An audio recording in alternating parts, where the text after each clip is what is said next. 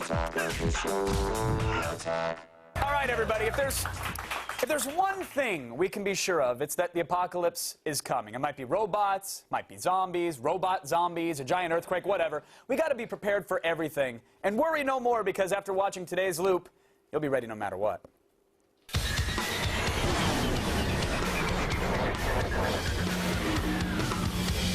Joining me right now to make sense of it all, author of the best-selling book, The Game, and the new book, Emergency. This book will save your life, and it'll also scare you S-less.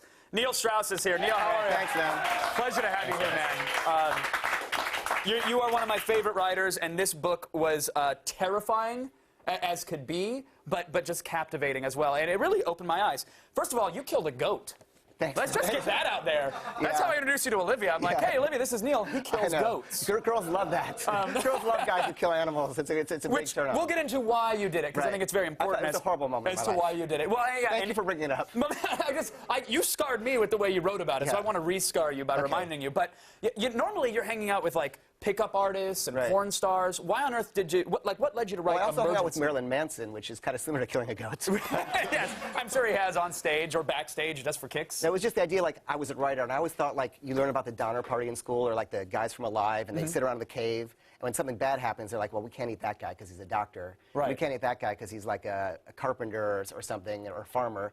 And that guy's a writer, and they're like, you know, bringing out the salt and the pepper, and so I just knew that. I just knew I had like no skills to like take care of myself, because like we're of the generation where if you're 14, you're programming HTML code and not learning, like, not joining the Boy Scouts. Right, and drinking triple Brita-filled water, because that's the only source you know. Like you can't cut open a cactus or drink from a vine. You have no. And I realized you can't even drink that, from a tap anymore. What? No, no, are you kidding me? Too many chemicals and that bad taste. But so what did you learn? I mean, you lived with some doomsday cults. You threw yourself out into the wilderness. Yeah, I literally thought I'd like go out and make myself like the safest, most prepared person ever. So I hung out with like hardcore right-wing survivalists, like, you know, left-wing hippies, billionaires, homeless people.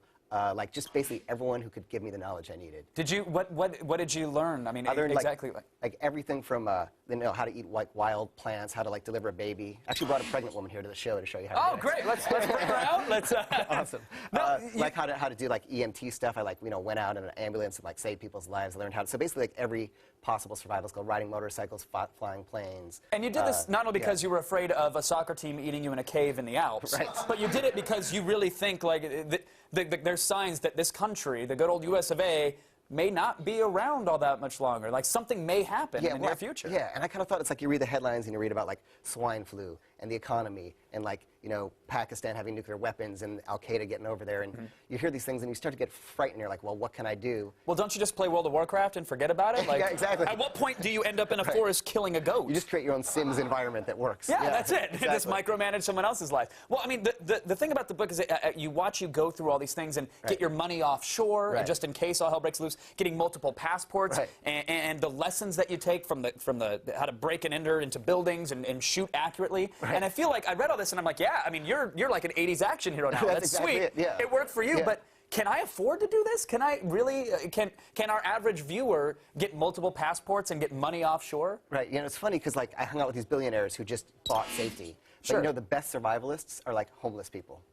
Right? Because they survive with nothing. Sure. So if they can do it, like, you and I can do it. All right, that's valid. I would talk to them, actually, and they did a lot of the same things. They have caches, which are, like, buried things all over the city. If you look around, if you really look, you can go find, like, buried homeless people, like, buried guns. Some kids are going to get themselves in trouble now. Wow, so what signs should the kids out there look for if they're trying to find a hobo firearm, Neil? Let's get exactly. And they know all the tricks, like, because, you know, like, for example, they'll, like, sleep with their shoes as a pillow so no one steals their shoes. Like, I learned as much from them as I did from the super rich guys. Okay, so there's a little something for everyone. Can you demonstrate? Is just worse. Well, of course. I don't know. Did I say that? I've been around a couple billionaires before, and let me tell you, sometimes they're not self-aware. Exactly. But can you show us some stuff? Yeah, these are awesome. So one of the things I took this urban survival class where they literally for the exam they put you in like a car. They like stick you in a trunk, and you got to figure out how to get out of there. Yeah, and they handcuff you in the trunk, and you have to figure out how to get out. And normally, like the way I learned was like a bobby pin.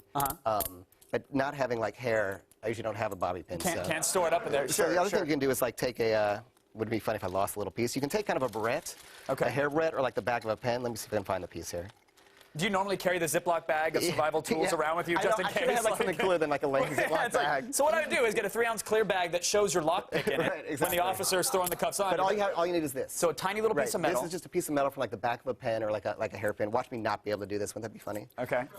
Will you release doves after this? Because if so, we need to make sure that the studio's okay. It's not even a David Blaine thing. And after this, I'll show you how to pick locks with the same little piece of metal. And all you do is like you just figure out how stuff works. It's like life hacking. So you just put a little piece of metal right there that interrupts the connection between the metal groove right there. And so there's grooves connecting inside of there. Push it in one click and you're out. Is it really that easy? Isn't that insane?